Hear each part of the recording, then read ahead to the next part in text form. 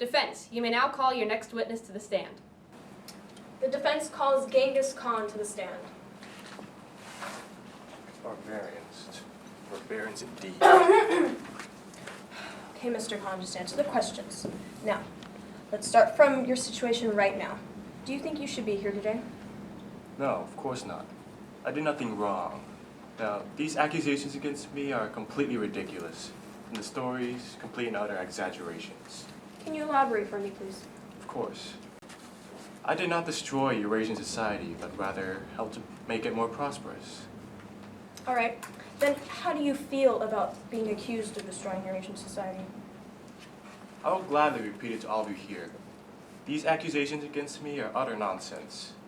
Now, I assume that you all know that we Mongols are also part of Eurasian society. Now, my goal in this conquest was to simply build an empire, centered on the idea of unity, an empire where everyone can live a life they so chose, which was a divergence from the old norms. Now, I believe that building an empire on the old adage, when in Rome, do as Romans do, is setting up an empire doomed to fall from the very beginning. What were your methods? How did you achieve your goal? Well, one of my most significant methods was that I had a strict set of rules revolve around my army, because I believed that without a set of rules, everything would descend into chaos. Can you elaborate on these rules for me? Well, one of my most important rules was that a man who was more physically capable than his comrades was not to be placed in charge of them, because he could not feel hunger or thirst as they did, and so could not understand them or lead them. Another is that a man can only get drunk 3 times. Interesting. So, Mr. Khan, it has been said that your army is quite cunning with many tricks up their sleeves. Is it possible for you to tell us what these tricks are? Of course not. Because I do not believe these things to be tricks. All these things really require strategy and common sense. Then, is it true that you gave every town a chance to back down before you mass murdered them? Yes, I did. Because I believe this to be the only way to completely take over. Each city, town, province, whatever you want to call it, each of them were given a chance to either abide or deny. If they denied us, then we had no other choice. Mr. Khan, do you enjoy seeing bloodshed? No, as a matter of fact, I don't. But as I have stated before, my army revolves around a strict set of codes, so I am forced to follow my own policies. Policies? Yes, to kill whenever there is no other choice. So what exactly did you do after you took over these lands? Well, for one, I united all the territories and the Asian stepplands. After that, I built an empire where people were prosperous and happy, so long as they abided by my laws. Do you have any unfair rules placed upon these people? If by rules you mean insignificant little trifle of laws, then no, I did not. All the people really had to do was pay the taxes. And were they allowed to practice their own religions? Of course. I allowed them to practice whatever they preferred. It was of no important issue to me. From what you've said, I assume that this is how you achieved your goal.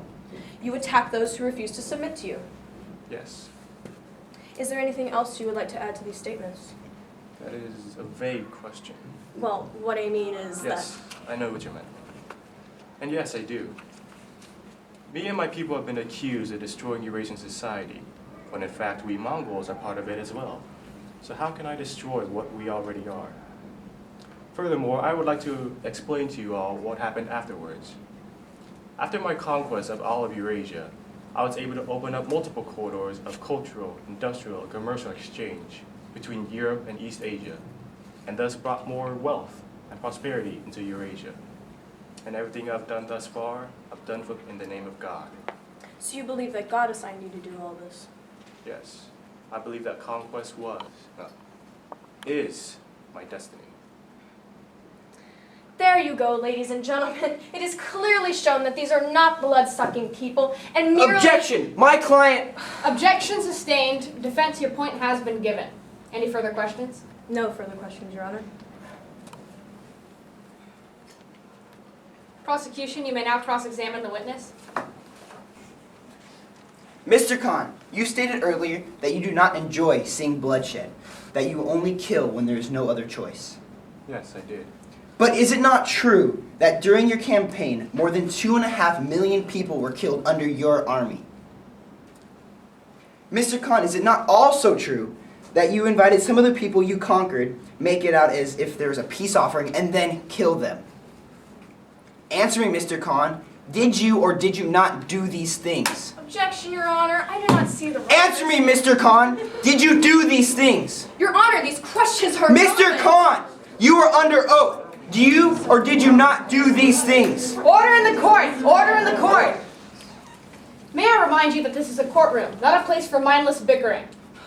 Yes, Your Honor. Yes, Your Honor. Mr. Khan, please answer the questions. Yes, I did. You and all the others here talk about how I destroyed Eurasian society after I killed hundreds upon thousands of people and destroying a few cities. You say that because of these actions, cultures were destroyed. Is that not your argument? No further questions. No. You wanted an answer. I'm giving one to you. Let me remind everyone here who it was that brought order into your chaotic world. We, the Mongols, under my rule. It was we who united China. We who united the warring states of Russia. It was we who banished that madman who ruled the Middle East.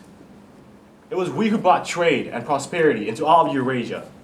And it was we who enhanced the status of women when all of you were treating them like dogs. It was we who kept everyone safe. Now does this sound like a destroyed society to you? Did I kill all those people? Yes, I did, and probably more. But by sacrificing all those men and women, I was able to bring a century of peace and prosperity, which saved millions of more lives. So I suggest you recheck your arguments. If I wanted to destroy Eurasian society, or even tried to, then why did me and my people settle there? Why did we settle there and not wipe this earth clean of every single Eurasian citizen? Why did we not do that if destruction was my goal?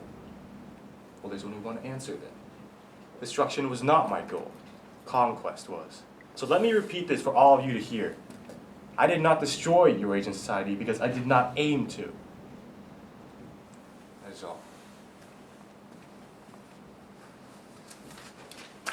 Mr. Khan, you may stand down.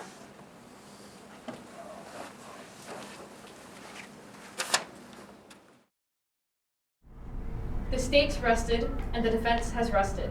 And we're now going to be reading our closing arguments. We'll begin with the plaintiff.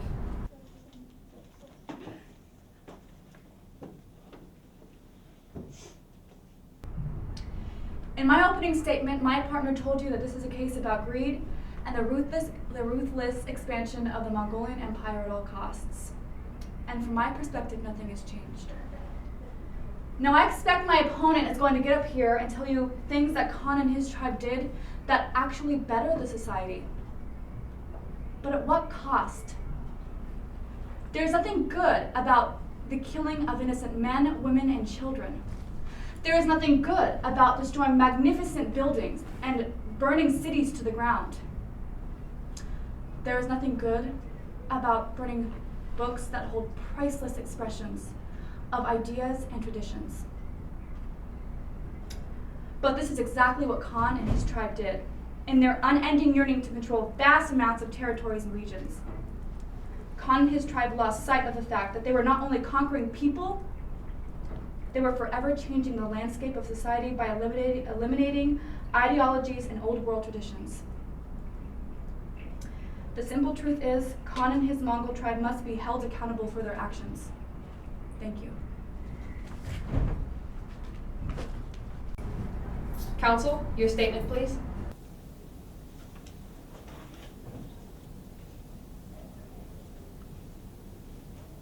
Members of the jury, it's been proven that the Mongols do have murderous past, but that is not what this trial is about.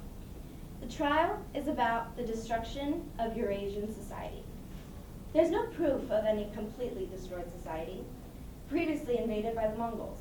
Instead, the Mongols unified the societies they invaded and lowered their taxes. Yes, they invaded and forced many civilizations to surrender, but they provided for most of those societies. In addition, they didn't kill for no specific reason. Genghis Khan, the leader of the Mongols, believed that he was the chosen one from God. In many difficult situations the Mongols faced, they had to do whatever they could to survive. And as an intelligent group of people, they adapted, which did mean killing and the murder of many tribes. But haven't all civilizations murdered? Haven't they murdered in order to expand? In order for a society to be destroyed, there must not be any existence of a previous civilization, which there is of Eurasian society. In addition to all of that, I want you to think about this. How could the Mongols have destroyed a society in which they were a part of? Thank you. The jury will now retire to deliberate. It will be your job to come up with a verdict.